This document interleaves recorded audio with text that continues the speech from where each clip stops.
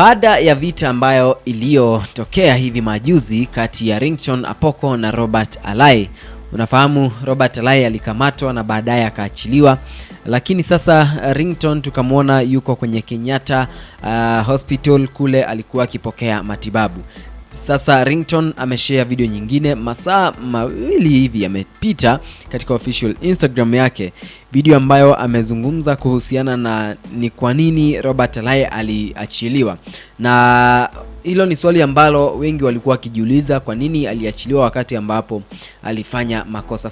Sasa Ringtone amezungumza na mashabiki zake kwa kushare video akizungumza kuhusu kotini ambapo wanafaa kupatana kotini na Robert Alai Jumanne hii. Hebu tazama hii video Ringtone akizungumza.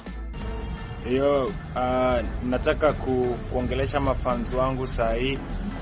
I just want to tell my fans that I am doing okay, and my fans have been calling wondering kwa nini Robert Alai ameachiliwa.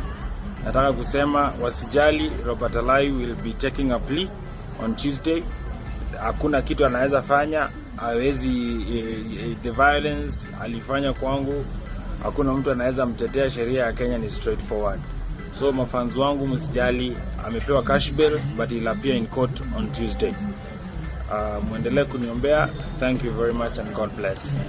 Na hayo ndiyo mazungumzo yake Ringtone, ambapo umesikia wazi amesema kwamba ameachiliwa, lakini siku ya Jumanne watapatana kotini kwa ajili ya kuanzisha kesi ambayo inamhusu yeye na Robert Alai. Unafahamu alikuwa accused kwa sababu ya kuchukua sheria mkononi na kumpiga marungu mengi sana, na hiyo ni story ambayo imewafanya Wakenya wengi kukasirika. Sasa wengi wamezungumza baada ya Ringtone kushare hiyo video, ikianza na Holiday Mudhengi ambaye alisema ni kuvisit Runda nikuletee fruits. Okay, Hope Kid akasema si ulikuwa umeumia side ya right bro, mbona bandage iko side ya left? By the way, pia mimi nilikuwa nimeona ni kama ni upande wa right, na pia mkono ulikuwa umefungwa upande wa right katika video ambayo nilikuwa nimekuwekea hapa akiwa hospitalini, lakini tena inaonyeshana mkono wa left. Anyway, it is what it is.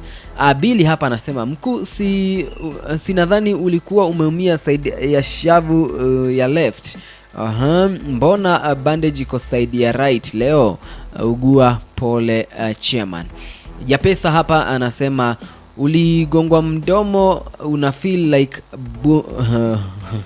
sawa sawa. Mwingine si mkono ilikuwa ya kulia. Unaona watu wanazungumza kuhusu mkono. Sophia anasema kwani injuries zili change side?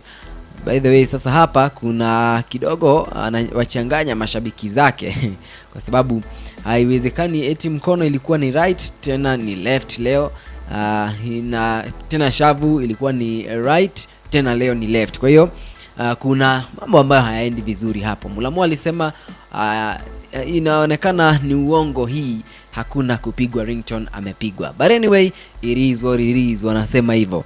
Jamani, kutokana na hii video Ringtone ameishare, unaichukuliaje? Niambie hapo kwenye sehemu ya comments, lakini subscribe kwa ajili ya kupata taarifa mpya kila wakati.